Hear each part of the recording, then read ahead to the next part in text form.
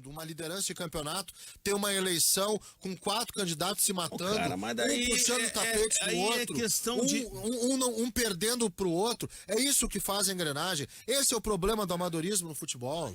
Aí é outra questão. Aí não é, aí é questão de vaidade, é a questão de ambição, de objetivos, ganância. Exatamente. É não pensar no clube. Isso tudo eu concordo. Aí nós concordamos. Mas eu acho que é importante a engrenagem, ela não é só o técnico e os jogadores. A engrenagem tem que ter quem paga em dia, que é fundamental. Para revogar as regras de mercado. Vem um clube que quer levar um cara, o cara quer ir, ele vai. Isso é assim na história. A engrenagem tem que ter o dirigente para dizer pro Edenilson: olha, Edenilson, vai ganhar 1 milhão, mas nós vamos aqui te dar esse 1 milhão, vamos prorrogar o teu contrato, já que tu é importante. É a mesma engrenagem que paga influencer. Bom, velho, é um erro. Mas só que agora eu vou dizer o seguinte.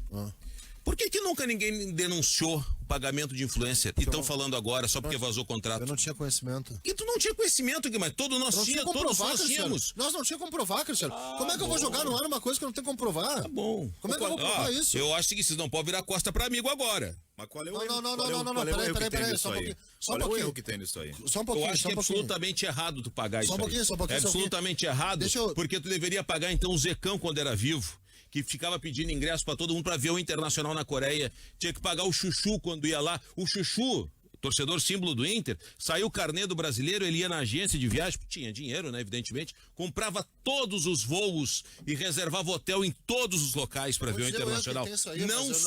Não só em Campeonato Brasileiro, como Libertadores. Onde o Inter e o Chuchu ia? A gente falou deixa eu me defender aqui. Terezinha Morango, eu tô dando exemplo, tinha um charuto que o pessoal fala da Coreia, em outros tantos, que às vezes sacrifica a comida em campo para ir ver o jogo. Deixa eu só colocar aqui uma coisa. Mas agora, só um pouquinho, deixa eu falar, porque tu disse, não vira as costas para amigo, e eu quero falar aqui sobre isso, tá? Acho que eu mereço esse direito de resposta, tá? Me surpreende tu não achar isso errado, Zé Aldo. Me surpreende bastante, assim. Mas eu vou falar. Eu vou falar o nome do Fabiano Baldassi. Me aponta onde tá o erro pra eu aprender contigo. Não, eu sei. É que tu me citou, eu tô... Foi dito que eu fui praticamente que eu fui cúmplice disso que eu sabia, fiquei quieto que o cara é meu amigo. E eu sei que tu acha isso. A gente sabia. Eu sei que tu acha, deixa eu falar. Eu me dou bem com o Fabiano Baldassi porque eu conheço ele há 200 anos. Tá. Eu vou falar o nome dele. Eu vou falar o nome dele e eu me entendo com ele. Não tem problema nenhum. Eu não aprovo essa prática dele, dos influencers e de quem paga influencer e de quem paga a cara pra dar opinião sem transparência. Tu aprova o Eduardo Cudê fechar parceria com influencer?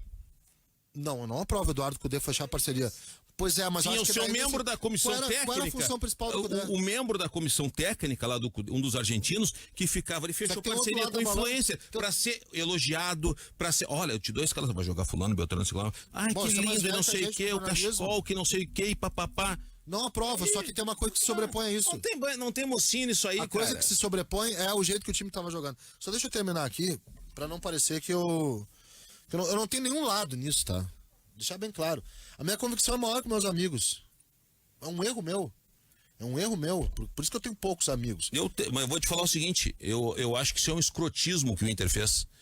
Que o Marcelo Medeiros fez em pagar influencer. E parece que não é só um, parece que tem mais. É um escrotismo. O que eu vou fazer? O que eu vou fazer? Porque tu falou do lance de virar as costas e eu fiquei chateado com isso, tá? Mas tudo bem, é 2 trabalhos, é ficar e desficar. Não tem problema, segue o jogo aqui, tá? Chateado com tanta coisa e o baile segue, isso aí mesmo. Porque eu não tenho compromisso com ou fidelidade ou sigilo, não tenho nada. É óbvio que era uma situação que a gente desconfiava. E é óbvio que é uma situação que a gente não poderia falar no ar porque não tinha como provar. Eu não falo no ar as coisas que eu não tenho como provar.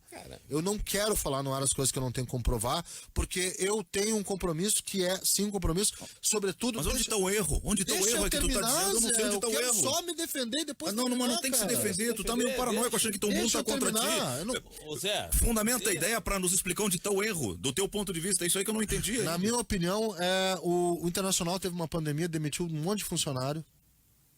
Demitiu o funcionário que trabalhava, e na minha opinião é um ato, não é ilegal, nada ilegal, mas é um ato profundamente imoral ter que pagar um jornalista para poder ter uma influência sobre a opinião pública e ajudar o Internacional. Eu acho imoral, mas eu ele acho rodou nisso aí lamentável. Hã? Ele rodou nessa leva.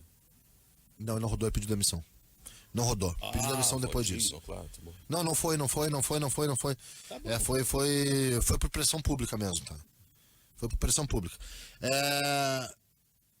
Eu acho isso profundamente perigoso, inclusive. Sabe por quê? Porque daqui a pouco a gente vai estar dizendo coisas, ô Zé, porque o Baldasso é um jornalista. E daqui a pouco abre o precedente para que tu receba, para que eu receba, para que a gente receba. Sim, abre. E aí, Não abre abre, um precedente, abre um comigo. precedente. Eu não sou colorado, eu não sou influencer, eu sou Tu é um radialista e advogado. Tu é um formador eu não de trabalho opinião. para clube. Tu é um formador de não, opinião. não. Abre o precedente para que pensem que a gente Mas ganha, não tem então. imoralidade, do meu ponto de vista, não tem imoralidade, não tem ilegalidade. Tem objeto lícito, tem agentes capazes, portanto é legal o contrato. E ele foi contratado para prestar um serviço, prestou o serviço. Eu só quero esclarecer uma coisa. E mais vivemos o tempo dos influencers. Não, segura que agora eu preciso nós falar. Estamos triangulando, eu queria ter a minha parte. Antes que se vá para outro lado, eu quero te dizer da parte que me toca, como setorista, e eu acho que a função entre narrador, comentarista, o repórter é o que está lá na ponta.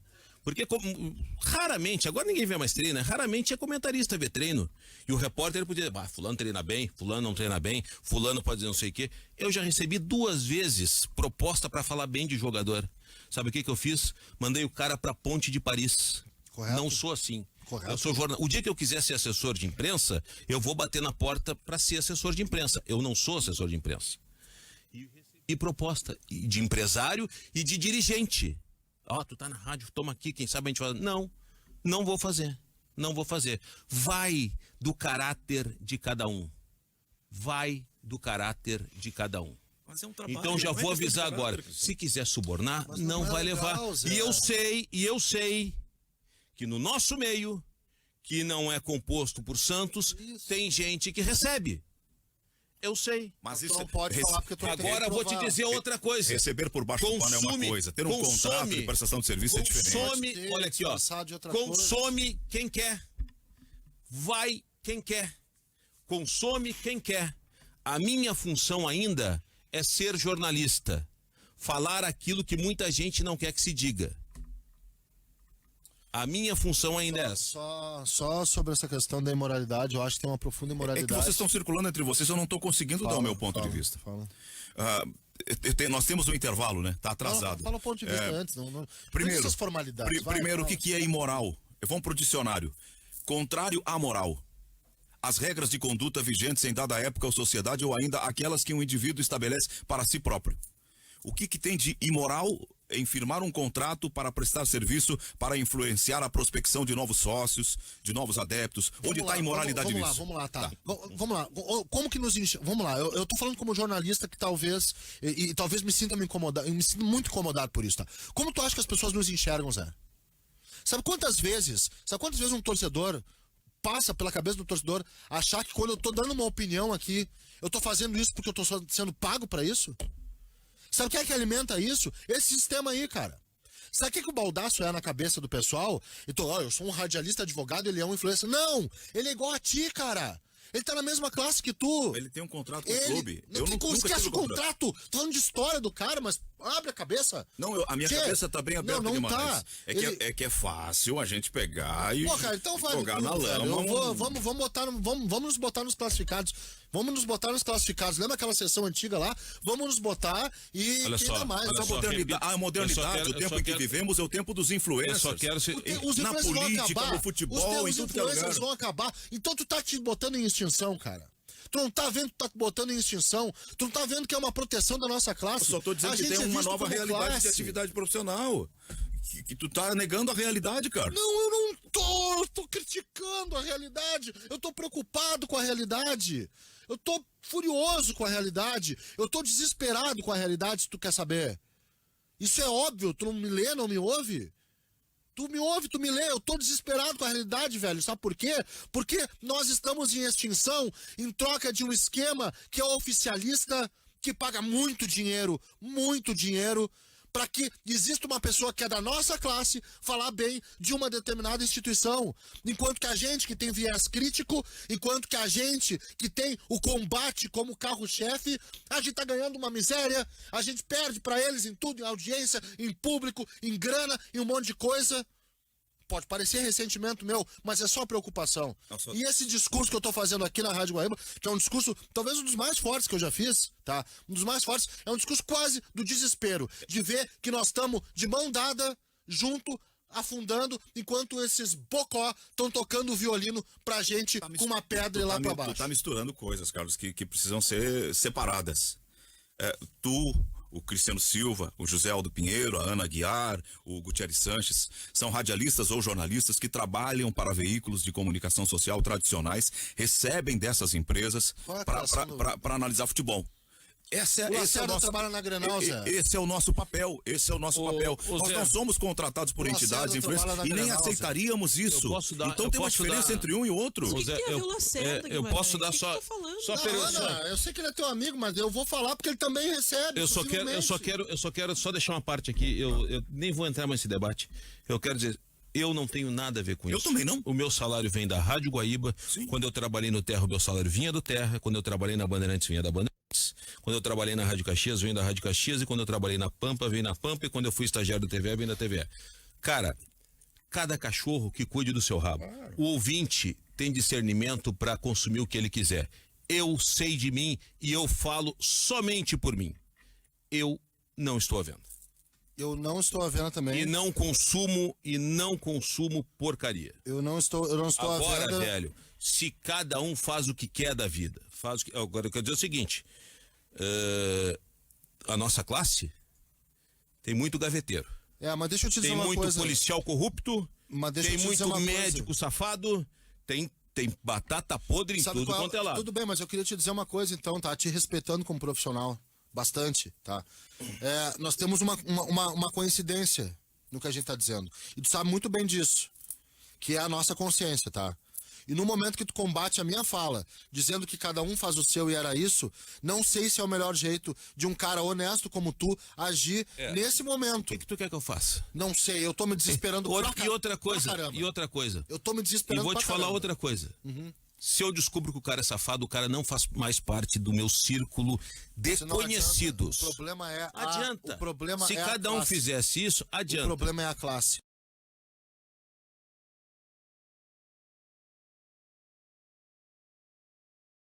Eu falei na segunda-feira, por isso que eu falei na segunda-feira, Horácio, por isso que eu falei a respeito dos...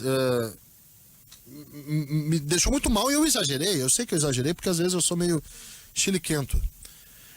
Que eu falei sobre os influencers e falo sobre a crônica, porque eu acho que elas não estão dissuadidas desse contexto.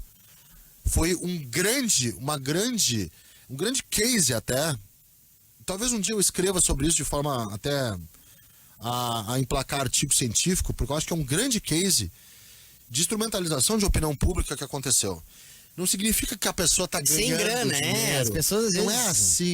Não é assim, tá ganhando, eu não falei sobre isso, e o ganho não é esse. É até capital jornalístico nisso. Exatamente, o capital jornalístico é um capital de pseudo-credibilidade, é um capital de pseudo-celebridade. De contato. É isso, de contato, de relação, e não significa que isso seja uma prática desonesta, e não é uma prática desonesta, não é uma prática ilegal. É só uma prática adotada que preserva. Talvez tenha uma certa... Mas vocês acham que isso antes não acontecia com os jornalistas dos veículos tradicionais? Claro que acontecia. Informações por relações pessoais e até mesmo por diálogo que falavam. Sempre aconteceu, Ana. Só que então nesse a gente só mudou de momento... lugar, é isso? Não, só que nesse momento as coisas ficaram um pouquinho mais claras e um pouquinho mais potencializadas, por isso ser uma espécie quase de dogma e diretriz. Isso aí é como se fosse quase um projeto. Quando eu falo de projeto de futebol que não tem, e realmente não tem, o projeto é jogar pra torcida, e aí tu troca o projeto e pensa como que se faz isso. E aí existe essa instrumentalização que até, Ana, eu te digo uma coisa, às vezes é inconsciente, tá? Pros dois, pra tudo que é lado. Às vezes é inconsciente. E às vezes ela pode chegar até nós. ela é inconsciente, pode chegar até nós.